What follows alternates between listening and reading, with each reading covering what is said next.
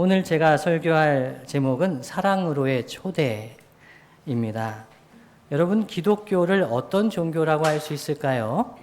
보통 기독교를 교회 다니지 않는 분들도 기독교는 사랑의 종교다 이렇게 생각하는 분들이 많이 있습니다. 그런데 저는 중학교 1학년 때 예수님을 영접하고 교회는 초등학교 4학년 때 처음 왔습니다. 초등학교 4학년 때 교회를 왔는데 정말 어색했어요. 정말 어색했어요. 제일 어색한 게 축복송.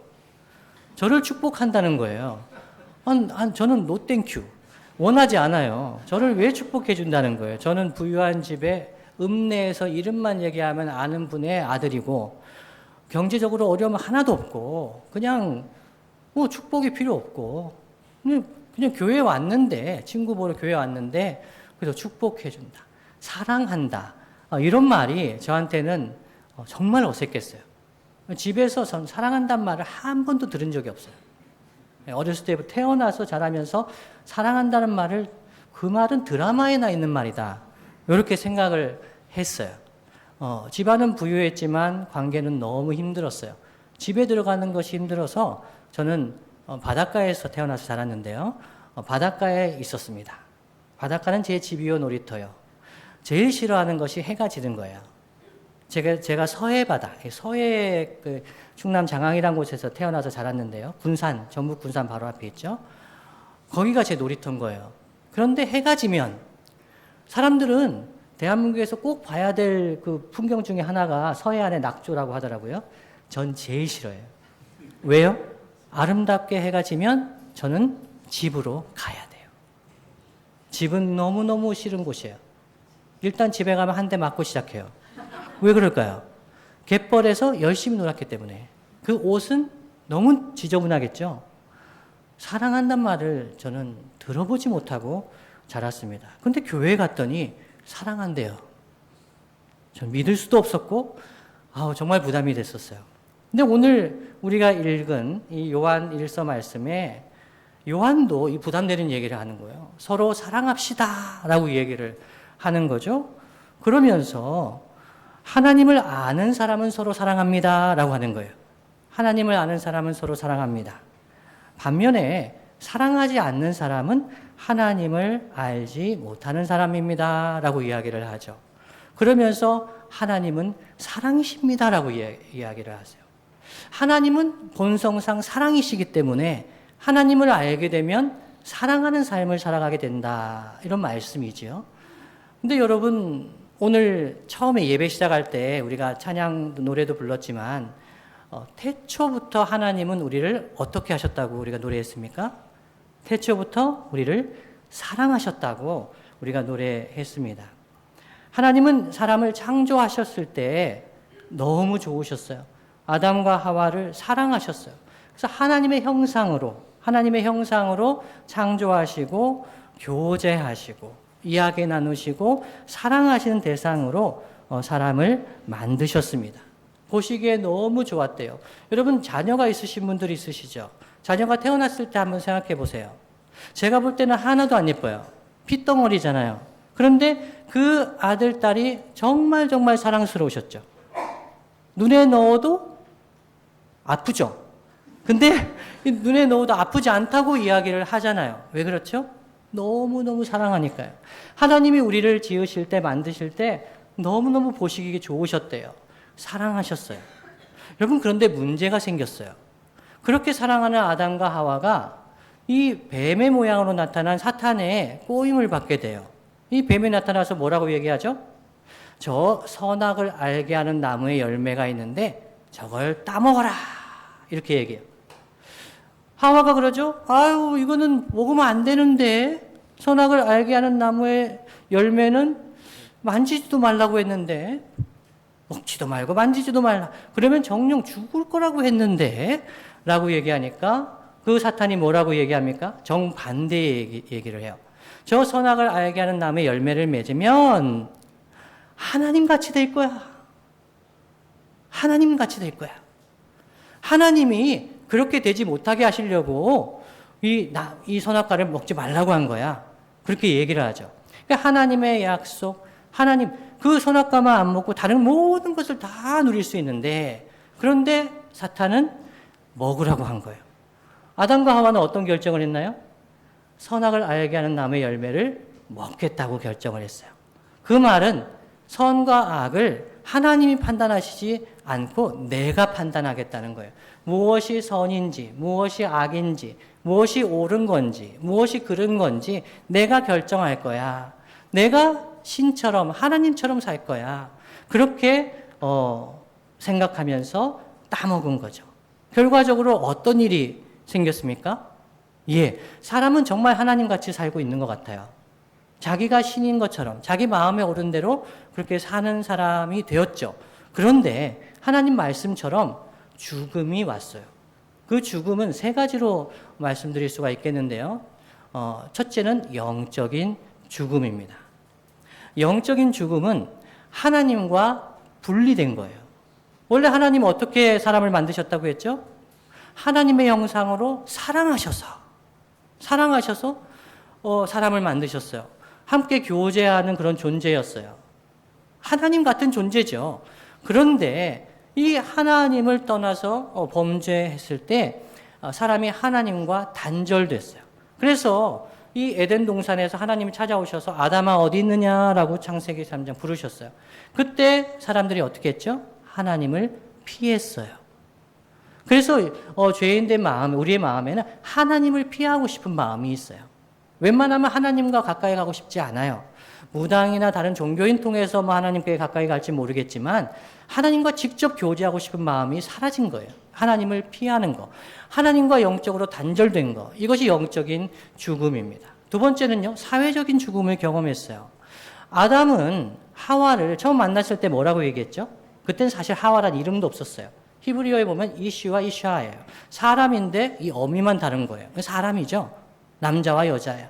그런데 이 범죄하고 나서 아담한테 물어봤어요. 왜 선악과를 먹었니? 그랬더니 잘못했어요 하면 될 텐데 이 아담이 뭐라고 얘기하냐면 하나님이 주셔서 나와 함께하게 하신 이 여자가 나한테 주어서 먹었습니다. 이렇게 얘기해요.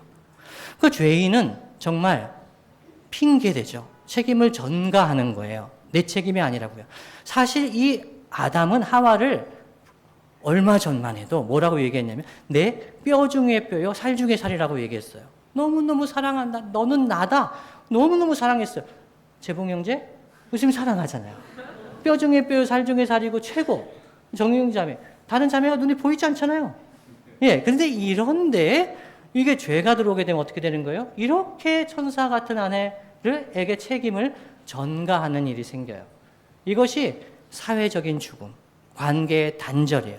가장 사랑해야 될 사람, 가장 아껴주어야 될 사람, 그 사람을 사랑하지 못하는 관계가 되는 거예요. 세 번째 죽음은요, 육체적인 죽음이에요. 이 아담과 하와가 범죄하고 나서 바로 육체적으로 죽은 것은 아니에요. 그러나 에덴 동산에 나와서 결국은 죽게 된 것이죠. 그렇다면 여러분, 하나님은 사랑하셨는데 사람이 범죄했어요. 그럼 하나님은 어떻게 하셨을까요? 하나님은 우리 사람을 포기하지 않으셨습니다. 우리가 읽은 말씀에 9절 말씀, 하나님의 사랑이 우리에게 이렇게 드러났으니 라고 합니다. 8절에서 9절 넘어가는 게 사실 좀 어색해요. 하나님은 사랑이시기 때문입니다 해놓고 하나님의 사랑이 우리에게 이렇게 드러났는데 그것은 예수님께서 자기 외아들 예수님 세상에 보내주셔서 우리로 하여금 그로 말미암아 살게 해주신 것입니다. 그 예수님이 죽으신 것, 이것이 하나님의 사랑이 나타났다는 거죠. 왜 예수님이 죽으셔야 되죠? 우리가 범죄하고 죄를 지은 것을 생각하지 않으면, 이야기하지 않으면 이해가 잘 되지를 않아요. 그러나 우리는 하나님을 멀리하고 하나님을 떠나고 하나님을 가까이 하지 않게 되었기 때문에 그러면 하나님이 어떻게 하실 것인가? 예수님을 보내주신 것이죠. 그 아들 예수님을 화목제물로 보내주셨어요. 화목하게 하시려고 예수님이 죽으신 거죠. 사실은 그 죄와 저주, 형벌 내가 담당해야 될 죄예요. 내가 받아야 될 죄인데 그것을 예수님께서 십자가에서 다 담당하시고 십자가에서 죽으셔서 이제는 내가 죄인이 아니라 나를 의인이라고 부르시는 하나님의 은혜를 경험하게 된 것이죠. 그래서 제가 죄 때문에 나타나게 된 게 관계의 단절, 죽음이라고 말씀을 드렸죠. 그래서 예수님께서 십자가 지시고 부활하셔서 우리에게 나타난 것도 관계의 회복이에요. 첫 번째는 하나님과의 관계가 회복이 됩니다. 영생의 소망이 생깁니다. 하나님을 아버지라고 부를 수 있게 됩니다. 놀라운 일이죠. 제가 신앙생활하기 시작했을 때 제 아버지가 저한테 그런 말씀 하셨어요. 야, 지금은 제 아버지는 교회 잘 다니십니다. 그런데 그때는 안 다니실 때, 야, 그 예수 믿는 사람들은 좋겠다. 왜요? 그랬더니, 아버지가 둘이라서. 그러시는 거예요. 제 아버지는 기억도 못 하실 거예요. 근데 제 그 말씀을 들으면서 얼마나 가슴이 아팠는지. 예. 그렇지만 하나님을 아버지라고 부르는 건 맞잖아요. 근데 저는 육신의 아버지를 너무너무 사랑하죠. 예. 하나님을 아빠라고 부르게 된 것. 이것이 하나님께서 하시는 구원의 첫 번째 모습입니다. 두 번째는요, 이웃과의 관계가 회복이 됩니다. 예수님을 믿으면 하나님의 사랑을 알게 되고 이웃과의 관계, 가족과의 관계가 회복이 되기 시작합니다. 저는요, 아버지, 어머니를 사랑한다 이렇게 이야기하지 않았어요. 왜냐하면 그분들이 저를 사랑한다고 얘기 안 했거든요. 그분들이라고 하면 죄송합니다. 혹시 영상으로 보고 계시면 용서하시고요, 아버지, 어머니. 어렸을 때부터 들은 적이 없잖아요. 사랑한다는 말을. 그러니까 제가 아버지, 어머니께 사랑합니다 라고 말씀드리는 게 너무 어색했던 거죠. 그런데 제가 대학교 가서 한 2, 3학년 때, 아버지, 어머니께 사랑한다고 고백해야 되겠다. 이것이 하나님 기뻐하시는 거구나. 하나님께서 나에게 이 부모님을 만나게 해주셨는데, 이 부모님을 내가 사랑하고 공경하는 것이 하나님의 뜻인데, 사랑한다고 고백해야 되겠다. 그래서 제가 아버지께 사랑한다고 얘기했습니다. 아버지, 사랑합니다. 됐고 하시면서 아버지도 어색한 거죠. 예, 근데 지금은 아버지도 사랑한다고 하시고 저희 어머니도 사랑합니다 이렇게 저한테 얘기를 하세요. 사랑합니다 목사님 이렇게. 예. 관계가 회복되어 가는 거죠. 아직도 회복되어야 될 관계는 많이 남아있지만 또 세 번째는요, 자연의 회복이에요. 이건 제가 앞에서 자세하게 말씀드리지 않았습니다만 구원은 우리 개인의 구원에만 멈춰있지 않습니다. 우리가 하나님 사랑을 알게 되고 이웃을 사랑하게 되면 자연을 보는 눈도 새로워집니다.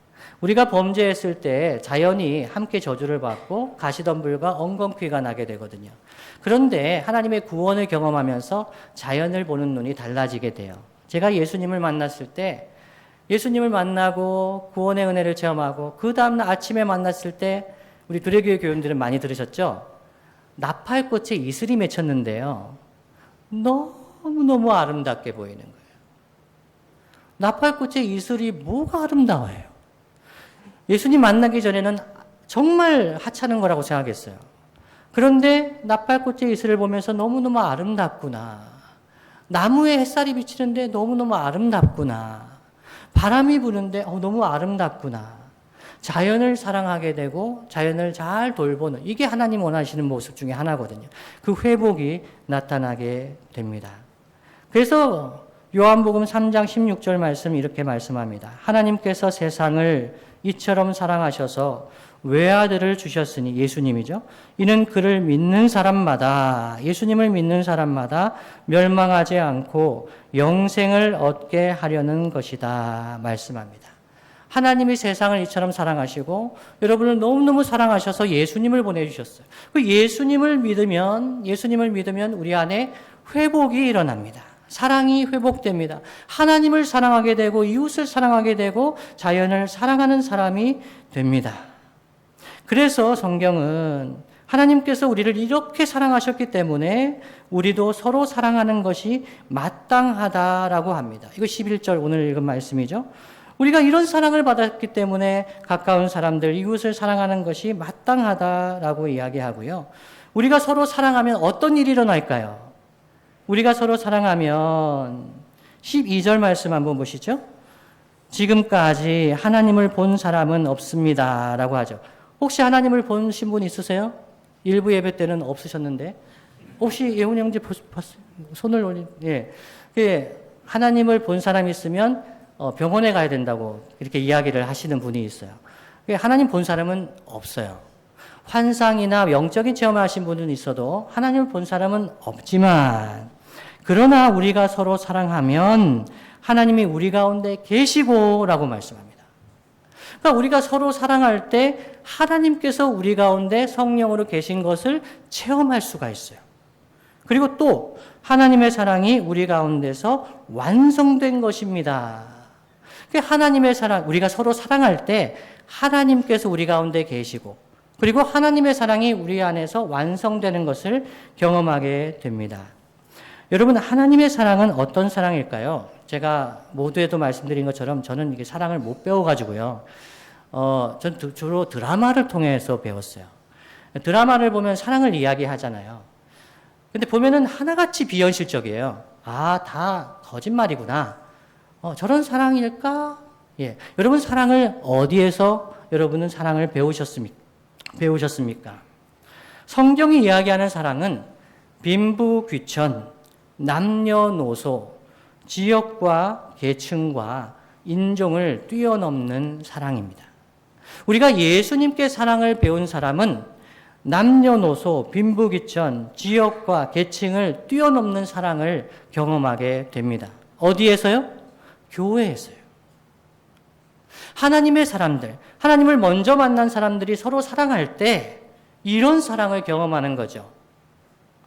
세상도 소위 세상이라면 예수님을 모르는 사람도 할 수 있는 정도의 사랑은 하나님에게서 온 사랑에 비하면은 너무너무 부족한 정도의 사랑이에요.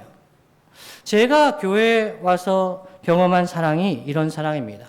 빈부귀천에 따라서 차별하지 않고, 남녀노소에 따라 차별하지 않고, 지역 때문에, 계층 때문에 차별하지 않고, 그것을 뛰어넘어 나를 위해서 기도해 주시고, 나를 사랑해 주시고, 그렇게 아껴주신 분들이 저를 위해서 저를 사랑의 길로 인도해 주신 분들이었습니다. 그래서 사랑의 공동체, 교회는 이 땅에 두신 그리스도의 몸이라고 합니다. 예수님이 머리가 되시고, 교회는 좀 어렵더라도 좀 들어두시면 다음에 또 이제 들으시게 될 거예요. 교회의 머리는 예수님이라 그래요. 그러면 교회는요, 예수님의 몸이라고 이야기를 합니다. 그래서 이 땅에 존재하는, 예수님이 어디에 계실까요? 보좌 우편에 하늘에 계시다고 이야기하는데, 그러면 예수님은 멀리 계시나요? 아니에요. 예수님은 이 땅 가운데 교회로 존재하시는 거죠. 그리스도의 몸입니다.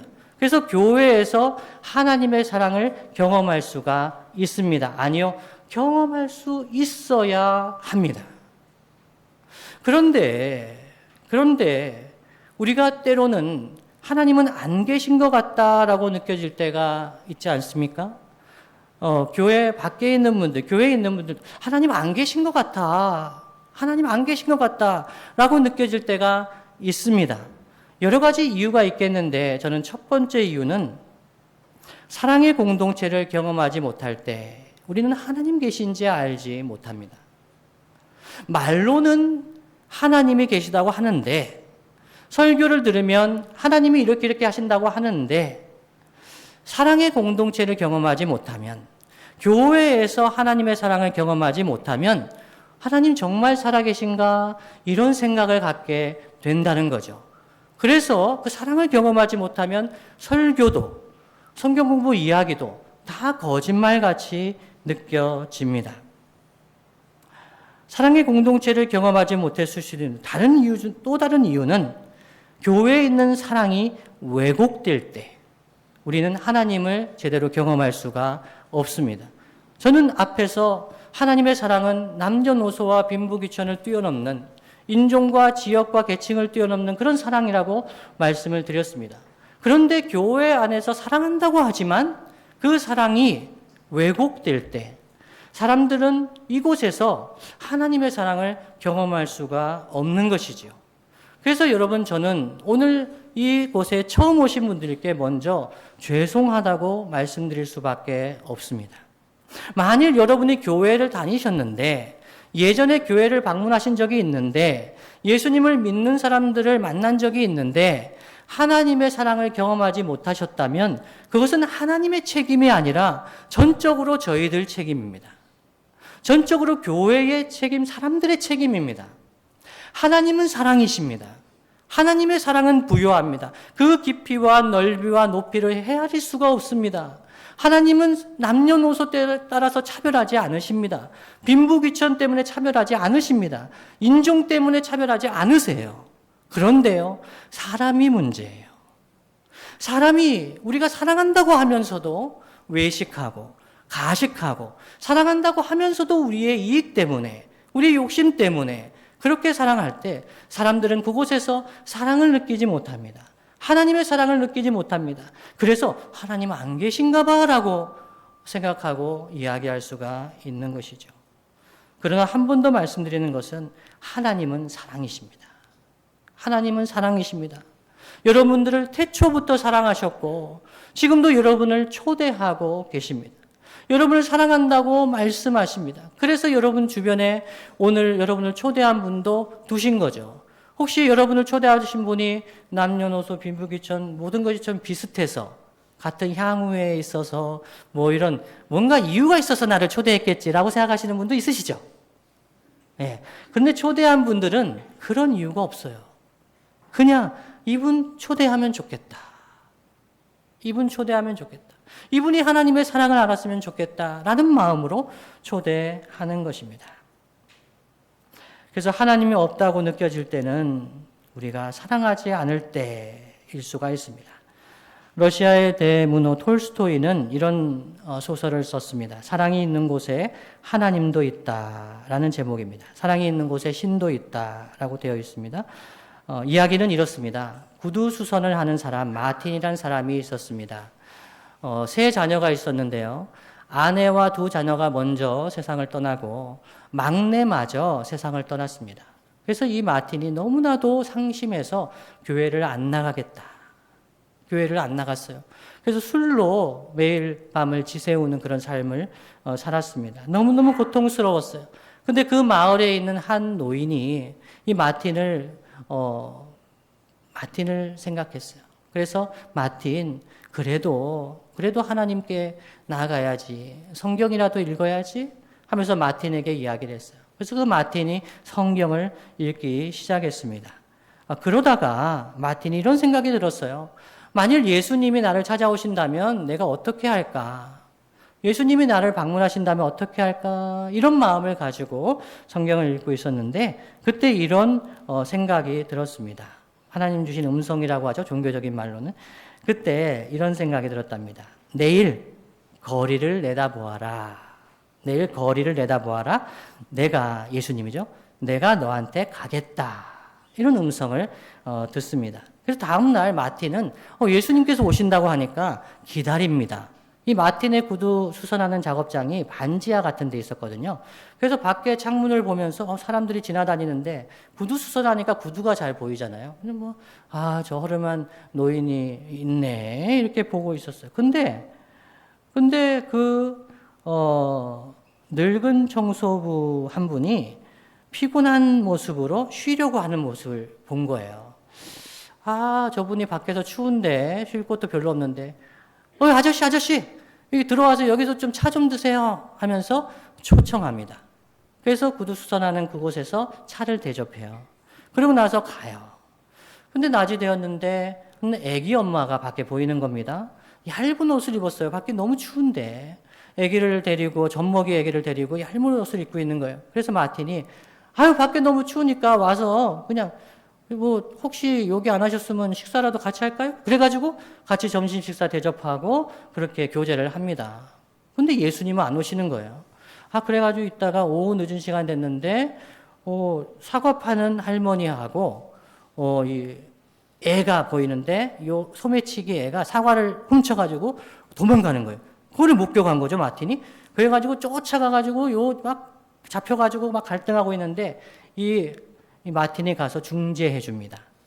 그러면서 잘 헤어져요. 그러면서 하루가 지나가 버린 거예요. 아니, 예수님 나한테 오신다고 했는데, 그날 왜 예수님이 오시지 않았을까? 그날 밤이 되었습니다. 하루를 마치고 성경을 폈는데, 이 마틴이 예수님 오신다고 했는데 왜 안 오셨을까 생각하고 있을 때 그날 만났던 사람들이 눈에 떠오르는 거예요. 그 늙은 청소부, 그 얇은 옷을 입은 애기 엄마, 그리고 그 소매치기와 할머니, 사과 파는 할머니, 그들의 모습이 눈에 스쳐 지나가는 겁니다.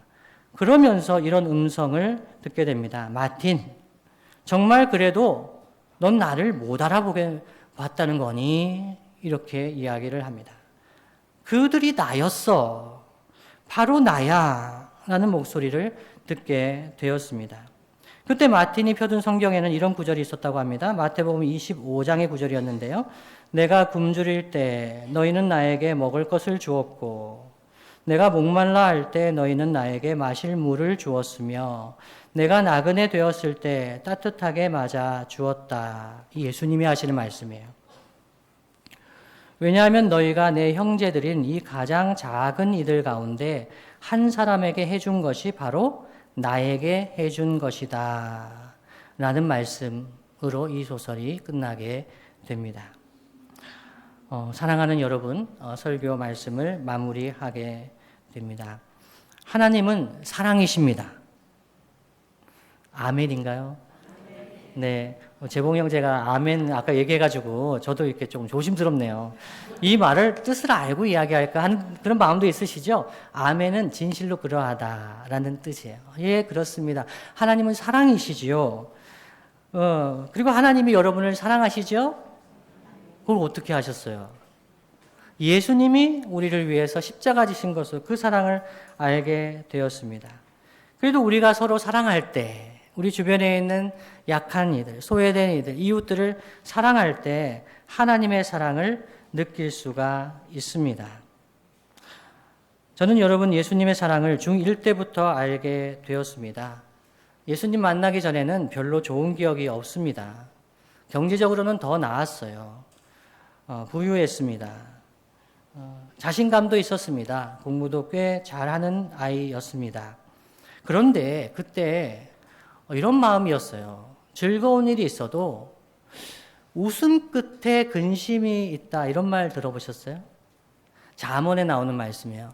웃음 끝에 근심이 있다. 제가 성경을 읽으면서 그 말씀 보고 충격받았어요. 저의 모습이었어요. 좋은 일이 있는데요. 생일 선물 받고 좋은 선물 받고 자전거 선물, 제가 장항 읍내에서 삼천리 자전거 새 거를 처음 탄 사람이에요.